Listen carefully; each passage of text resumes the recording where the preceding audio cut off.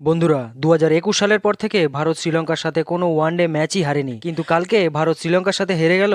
আর 1997 সালের পর থেকে ভারত শ্রীলঙ্কার সাথে কোনো ওয়ানডে সিরিজ হারেনি। এই সিরিজ শুরু হওয়ার আগে শ্রীলঙ্কার 11 জন প্লেয়ারের এত রান ছিল না যত রান বিরাট কোহলির একার ছিল, কিন্তু এখন কোহলির থেকেও বেশি রান শ্রীলঙ্কার বোলারদের কাছে রয়েছে। তবে এটা মানতেই হবে যে কাল ভারত ম্যাচ ব্যাটিং এর জন্যই হেরেছে। আচ্ছা বন্ধুরা, আপনাদের শুরু থেকে বলি, শ্রীলঙ্কা কালকের ম্যাচেও আরও একবার প্রথমে টসে জিতে ব্যাটিং করার সিদ্ধান্ত নেয়। তারপর ম্যাচের শুরুতেই আবারও মোহাম্মদ সিরাজ নিশাঙ্কাকে 0 রানে আউট করে প্যাভিলিয়নের রাস্তা দেখিয়ে দেয়, কিন্তু ফার্নান্ডো এসে নতুন নতুন শট খেলে 40 রান করে ফেলে। আর সত্যি কথা বলতে গেলে শ্রীলঙ্কার ব্যাটসম্যানদের রান ভারতীয় টিমের জন্য বিপদ হচ্ছে না, বিপদ হচ্ছে শ্রীলঙ্কার বোলারদের রান নিয়ে। আর শ্রীলঙ্কার বোলারদের ব্যাটিং দেখে মনে হচ্ছে যে তারা বল করতে নয়, ব্যাট করতে এসেছে। তবে ভারতের তরফ থেকে ওয়াশিংটন সুন্দর খুব সুন্দর বল করে 3 উইকেট নেয়, কিন্তু তারপরেও শ্রীলঙ্কা 50 ওভারে 9 উইকেট হারিয়ে 240 রান বোর্ডে লাগিয়েই দেয়। আর শ্রীলঙ্কার বিরুদ্ধে তো ভারতের 240 রান খুব আরামেই করে ফেলা দরকার। তার উপরে আবার রোহিত শর্মা নেমে ধোঁয়াধার পেটানো শুরু করে দেয়। কালকের ম্যাচেও রোহিত শর্মা 44 বলে 64 রানের খুব সুন্দর ইনিংস খেলে। রোহিত শর্মা গিলের সাথে মিলে 97 রানের পার্টনারশিপও করে ফেলেছিল।